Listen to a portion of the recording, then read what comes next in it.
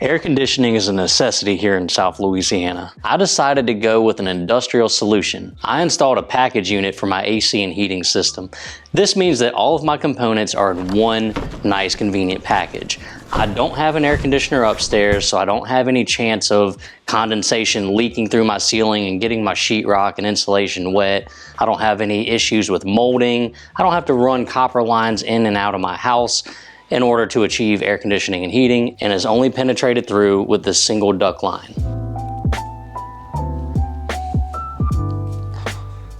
This also keeps maintenance and repairs really simple, as everything can be done outside of the house at ground level.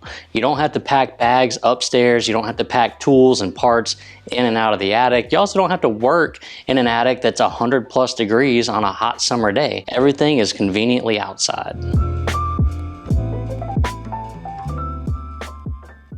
First, I will make sure that the ground is level and well packed where the package unit is going to sit.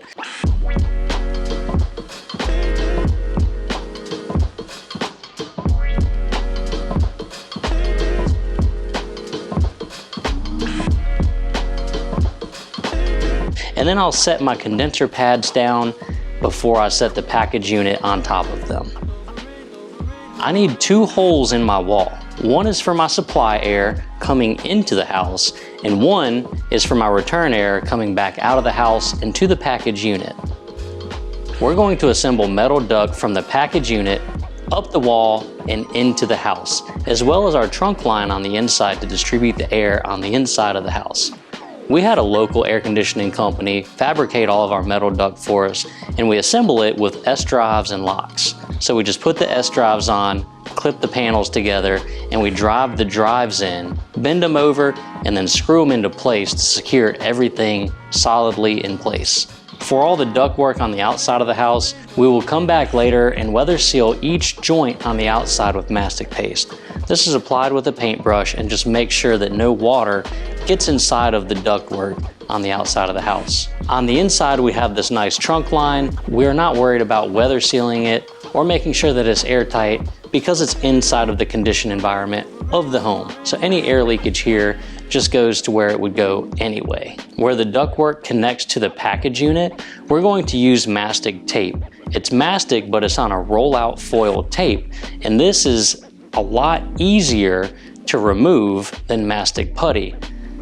In the case that we need to remove the package unit and install a new one, we can simply cut that tape off, remove the screws, and then replace the whole unit, and then put a new piece of tape on there.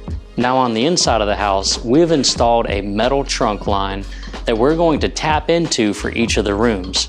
In the main space, we're just going to cut holes in it and put multi-directional grills to provide airflow for the main room. Once we mark and cut out the hole for each tap, we secure the tap with screws and mastic putty.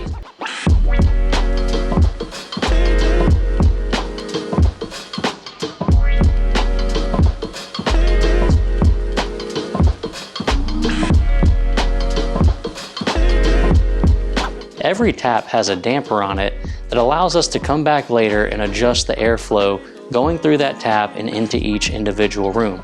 This allows us to balance the airflow in the house and make sure that everything is getting sufficient airflow, but not too much. At this point, I'm installing the flexible duct from the tap to the register in each room. I'm going to secure the inner liner to the tap with a duct tie. Then I'm going to stretch the insulation over and secure it also with a duct tie. It's important to use plenty of webbing to support your flex duct. You don't want it to bow or sag anywhere because that can reduce airflow. I like to use webbing every 3 feet.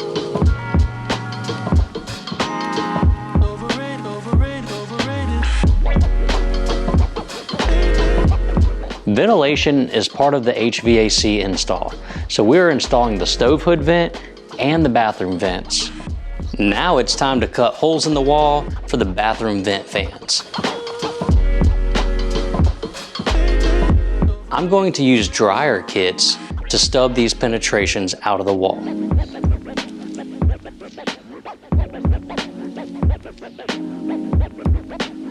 I will come back later and waterproof all penetrations with copious amounts of silicone. That way water cannot enter the building. The flexible duct that vents the bathroom vent fans to the outside of the house is called fart flex. Now we need to make sure to secure the fart flex with plenty of duct tape, that way none of that smell leaks out.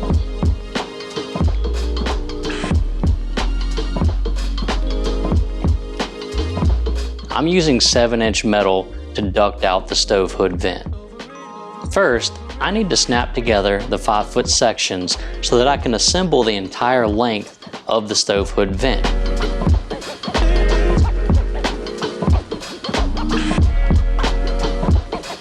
Then I'll use a 7-inch to 6-inch reducer to attach it to the penetration going out of the wall.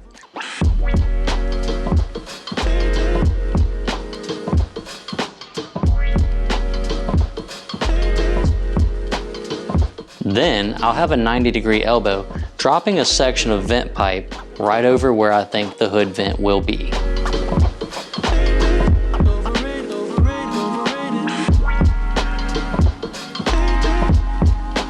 Next, I'll secure each joint with 3 screws and seal it really well with duct tape, and then strap it with banding iron. Now that everything's in place, I'm ready for my rough-in inspection, and then once we pass our rough-in inspection, we'll be ready to install the thermostat and the grills. I chose to go with a Wi-Fi thermostat so that I can control my AC from my phone anywhere in the world. It also supports Google Home and Alexa. Hey Google, set the AC to 68 degrees.